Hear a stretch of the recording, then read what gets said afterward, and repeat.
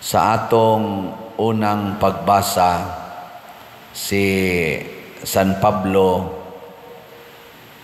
naghisgot nga or si San Pablo gihisgutan nga andam kay siyang musaksi sa iyang pagtuos Ginoo. Sa una, siya usa ka manlulutos sa Ginoo, pero karon andam na siyang magpakamatay para sa iyang gilutos. Mao ni ang lungtad sa giingon diri sa atong tubag sa Salmo, "Bantay ako o Dios, kay ikaw ang akong gilauman." Kung ang Ginoo gi atong lauman, nya mobantay na siya nato, hasta ang atong kaaway mahimo natong higala. Lingay mong tupad ing na gusto ka nga makighigala sa imong kaaway. Ana.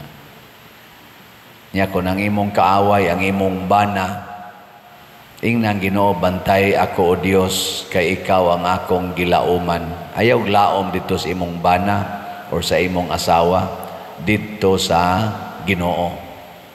Nya kung ang imong kaaway imong office mate, dito kas Ginoo mo ingon, "Bantay ako o Dios." Pasabot, bantay ko nga dili ko matintal sa pagpangaway aning akong igsuon nga nangaway nako, kining akong office mate, kining akong classmate, o bisan kining akong ugangan or in-laws nga nangaway nako. Usahay pa gani dinhi simbahan, awayon pata sa naarasad sa simbahan. Nang ato gyud nang iampo. Nakaron unsa may lungtad kon ang Ginoo mobantay na nato. Maliwat na ta ni Kristo. Dinhi sa atong ebanghelyo, si Kristo nangandoy gyud nga mausa ang katawhan.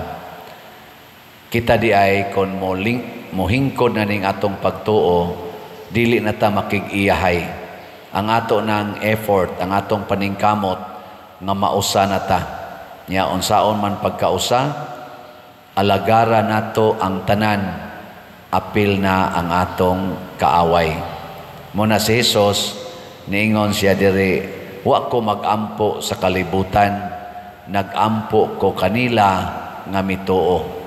So unsaon man aron ay mutuo, magsige na tagsangyaw sa atong pagtuo. Mao bitaw nga usahay dihas pamilya, dili gyud mudako ang mulambo ang pagtuo kay ang mga ginikanan dali kay mga saba, dali kayo mangusi, manlatos.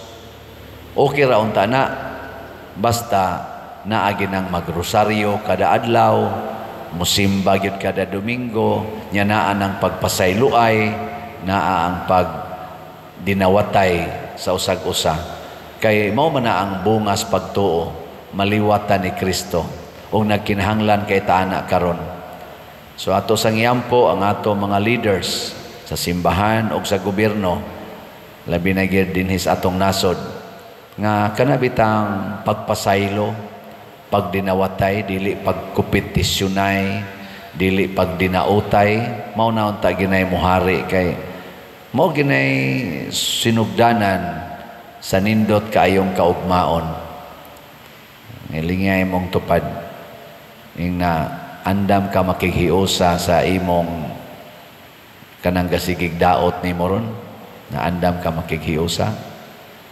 Nya labi na jud alkansi pagyud ka kay ang nagsigig daot nimo mao pa gini arang-arang ang kahimtang, nya ikaw nagtinarong kunuhay uyamot kayo, nya makighiusa kaniya or magsikag ampo nga may ratag gabaan, may ratag makarma.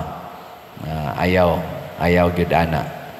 Kay mao na ang Dios nung kinaiya.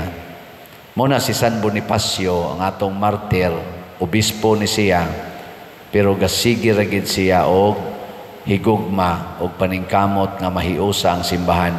Nya kay naa may di makighiusa, samtang gamisa man tingay ni siya, gipatay. Walang sa siya musukol. Kaya nga naman, nabaday na higugmang musukol, mo patara ra gid na ug nahimo siya karong bantugan nga modelo sa atong pagtuo.